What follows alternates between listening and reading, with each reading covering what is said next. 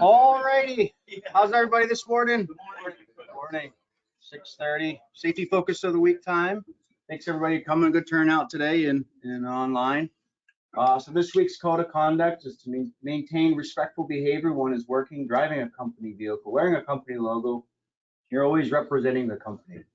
So it's kind of going back to that integrity piece. So it's good reminder, good refresher. You know, we want to have a good image out there, which we currently do. So let's maintain that and strive for excellence out there.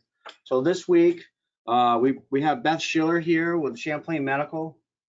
We're going to talk about the coronavirus and the awareness that we need to kind of take, but just monitoring and some good best practices, just so everybody knows, you know, what we're doing and how to protect yourself if you're traveling, and also educate your loved ones at home and just to be able to protect yourself.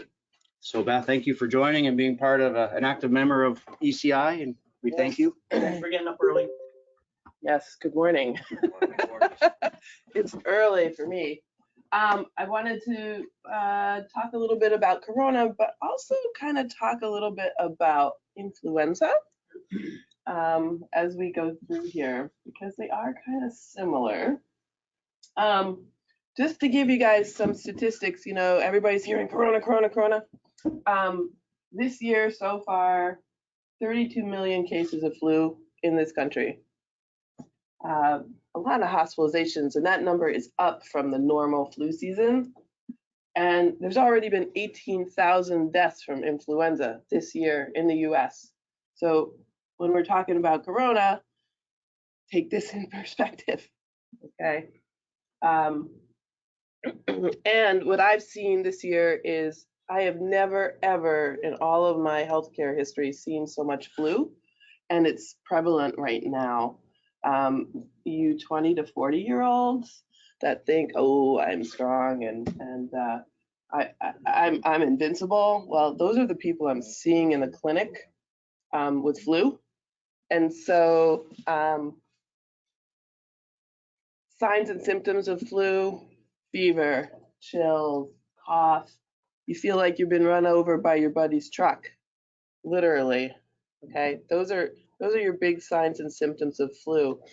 If you have those symptoms, contact your primary care. If you don't have a primary care, we're happy to see you. We're going to ask you to put on a mask, a little face mask when you come in, so that when you're coughing, you're not spreading the wealth. And the other thing that's really important with influenza is if you have those signs and symptoms, don't wait. Don't try to tough it out. We do actually have an antiviral we can give you that if you come to us within 72 hours of those symptoms, we can actually treat you with an antiviral, which will shorten the duration of your flu. Because otherwise, you could be out of work 10 days, 2 weeks, and just feel like crap. With regards to managing your illness, again, call in to work. Don't be strong and mighty, because all you're doing is being strong and mighty to your peers and helping them get flu. You know, don't cough into the air, cough into your elbow, cough into your shoulder, cough into something, and then get rid of it, okay? That's how things transmit. And we're gonna wash our hands frequently, and we're gonna hydrate, because remember, if you have fever, you're losing moisture. And so you really need to hydrate. And on that event, when we're talking about a brief thing, I see you guys have Advil and Tylenol up there. If you get flu and you're not eating and you're drinking, that's all cool. My recommendation is to use Tylenol and not Advil. Advil has, you don't eat, Advil will chew a little hole in your stomach. And so my preference would be to use Tylenol to help reduce the fever, get rid of the body aches, and just feel a little more alive. So, okay, so here's the question of the morning. How long should it take to wash your hands correctly? So, how many people think 5 seconds? Nobody? My goodness. 45 seconds? 20 seconds? Oh, somebody's been watching TV. Good. So they're Happy playing birthday song. happy birthday song. So what they say is you're supposed to say to yourself in your head the happy birthday song twice. And that means getting under the nails and really kind of getting a good rubbing going on. So yeah, they're talking about 20 seconds. So take your time, not just a quick and done. Okay, especially if you're sick, if you've got loved ones at home. Try to, kids, good luck. But you can try to make a game out of it. You can, they all know the happy birthday song, so you can utilize that to help clear the air with them. How many of you guys have thermometers at home? Okay, anybody who's got a kid probably has one, right? The rest of you, first sign of, if you come down with first sign of illness, it might not be a bad idea because that's going to tell you more so than, although if you get chills and rigors in your bed, right, you sweat through and then you're freezing to death, chances are you probably got fever. But having a thermometer on hand might be helpful. Okay, and then here we go again, washing your hands to prevent transmission. And this goes over exactly what we just talked about. Pretty straightforward. Wet, lather, scrub, rinse, dry. And for those of you that are in public restrooms, when I dry, I actually hold that to open the door to leave, right? Because, okay, you're clean, and now you go and put your hand on the door handle, which who knows what's been there. So utilizing your towel on the way out is good too. Okay, coronavirus, what do we know? It appears to spread more easily than influenza. The good news is we live in Vermont. We are not in a tight quartered place like New York City, some of these, obviously in China, and in Seattle, you've got that nursing home, right? It's kind of tight quarters. So the good news is we live in a remote area. Will it come to Vermont? Probably. We'll probably see some cases here. But I fear far less than I would if I was living in New York City right now. Just because of the closeness, right? We're not up against each other in the subway all the time, that kind of thing. It's got a 2% death rate. Okay, so to me that means 98% of people will get better. Okay, the people that are going to be more susceptible, have a worse case, are those with chronic conditions. Diabetes that is not well controlled, hypertension not well controlled, and other immunocompromising things, various chronic conditions that folks have. So those are the people that are really at risk, and older people, because their their ability to manage and push off viruses is less than young people. And then there's this whole big task force now that's going on. The CDC is a great place for information. And if you're concerned, the CDC is a good place. Vermont Department of Health, they've got a big whole thing on coronavirus, and we're actually getting updates on a daily basis of what we need to be doing. So I didn't have a lot on corona because to me, influenza seems to be a bigger component, and chances are if you come to our clinic with those symptoms, we're going to test you for influenza.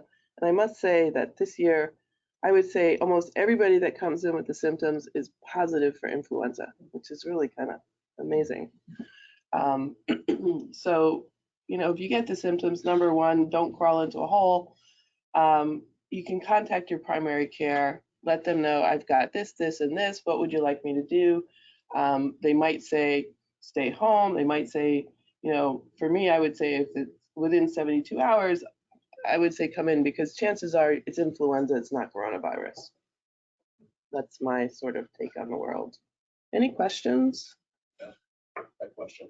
So last night I read somewhere that the COVID-19 virus has a higher R0 value than the influenza or Mhm. and they were saying that's why it's so dangerous. It's because you can spread it without even knowing it first. Right, And it right. go to many different people before. Right. So in terms of the spread is you spread it to more people quicker than you do with influenza, and then you also potentially have people that don't even know they've got the virus in them and have no symptoms because their body is managing the virus, because we get tons of viruses, right, all the time, and they don't have any symptoms and they're spreading it.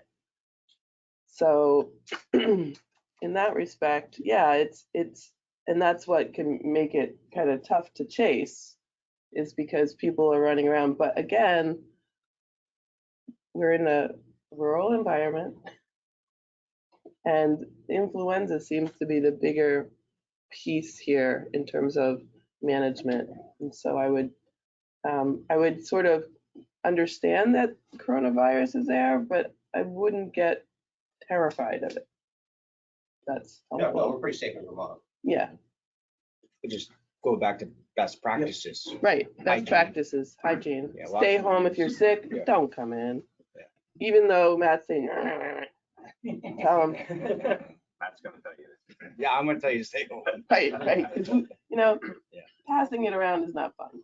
So how about like eating and sleeping and Eating and is that sleeping. gonna help us to fight it, right? Yes, getting good sleep, obviously taking care of yourself, right? So a week ago, I was feeling kind of funky, shall we say? And so I was tired, and you know, sometimes I'll just like push through it and get through it. Instead, I said, no, I'm just gonna, you know, hit the bed at 7 o'clock at night and get a good night's sleep. And that was sort of my body saying, you're going to get sick if you don't pay attention. So pay attention to your body and listen to it a little bit more as we kind of hopefully wind down the flu season. Like I said, here we are in March, and it's still quite prevalent. We're seeing 5 or 6 cases certainly a week come through the practice right now. So any other questions? Don't use Tito's as an alcohol scrub for your hands.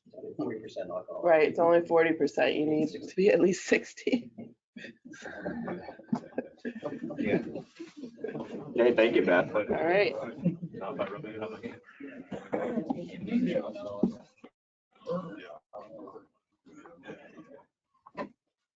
A lot of good stuff to keep in mind, and I'm sure a lot of you saw that on the news about someone over Dartmouth Hitchcock in Hanover was diagnosed, came back from Italy or something, was diagnosed, or not necessarily diagnosed, at least under some sort of testing protocol, and told not to go, to stay home. They went to a party, right?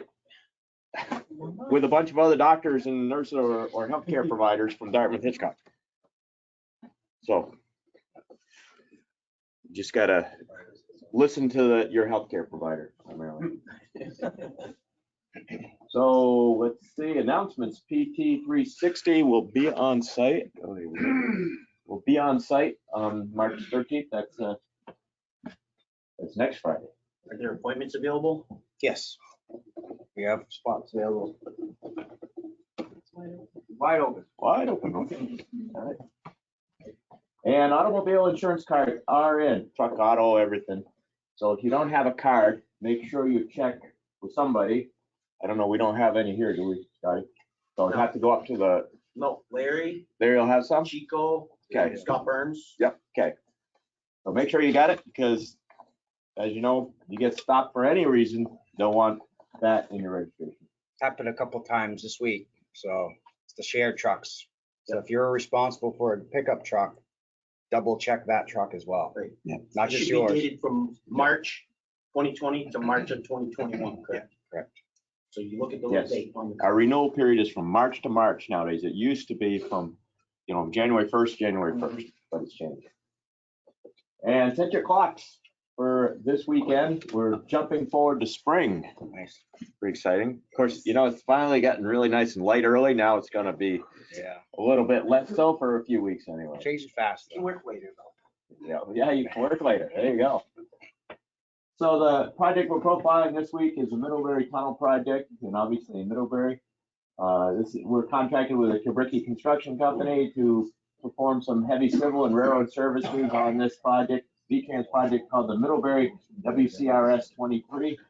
And the purpose of the project is to lower the railway track elevation to downtown Middlebury and replace a couple bridges with a section of precast box culvert essentially, but it's a tunnel section.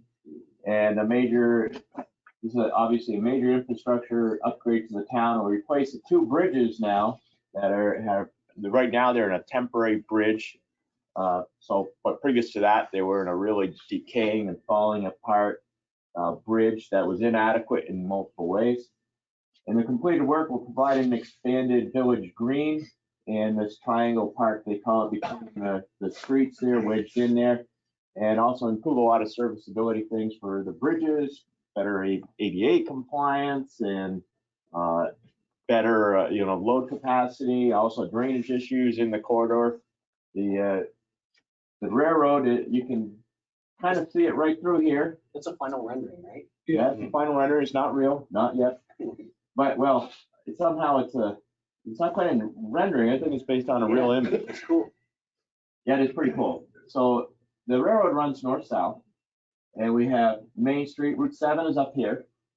So we have Main Street crosses the Otter Creek right about here. You can't see it in the picture, and also that's where the dam is in the middle of town. So the water on the river is at the higher elevation here, drops down to the west towards the lake. So right now, there's a temporary bridge in both streets. This is Merchants Row, this is Main. So both streets have a temporary bridge, and there's an open corridor below grade right through this area, and it cuts diagonally across both the streets. And then so the final configuration will be to kind of build a box culvert for the railroad from this end, from the north end where it allows for room on the sidewalk, and then under Main Street, under the park, continuous through under the park and under Merchants Row and the parking and everything, and then coming out towards Cross Street and all that area where it comes back to grade, which is still below Cross Street. So right now it's under construction right now, but previous to this, it's been a kind of a eyesore and a distraction also in the middle of town.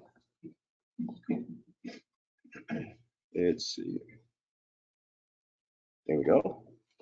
So this winter, we've been installing temporary sheet piling along 700 feet of the rail corridor just north of where ECI installed the micro tunnel drainage infrastructure. So the micro tunnel, the shaft for that was right behind this building. This is called Printer's Alley right through here. It brings you down to the Marble Works.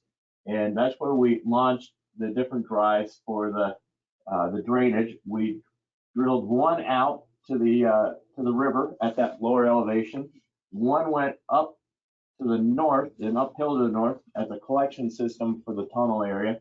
And the other went south to about here for the low point in the tunnel, because it drops considerably more. It goes down like, the excavation I think is like 9 feet below current track level. And we're heading for the bridges and the structure of the bridges, and then the bottom and everything of the tunnel. So that created quite a low point. So there's a collection system for the drainage that we installed.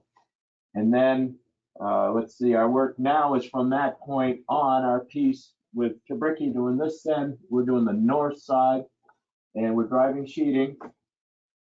And the sheet piles vary from 20 to 40 feet in length and will allow for excavation of the transition from the covered section of tunnel to like the U-shaped pieces, which will run out a ways to the north, and another that Kubricki's doing on the south. So those U-shaped pieces, are portal, from the portal of the tunnel area, the roof section back, so that transition as it comes to grade.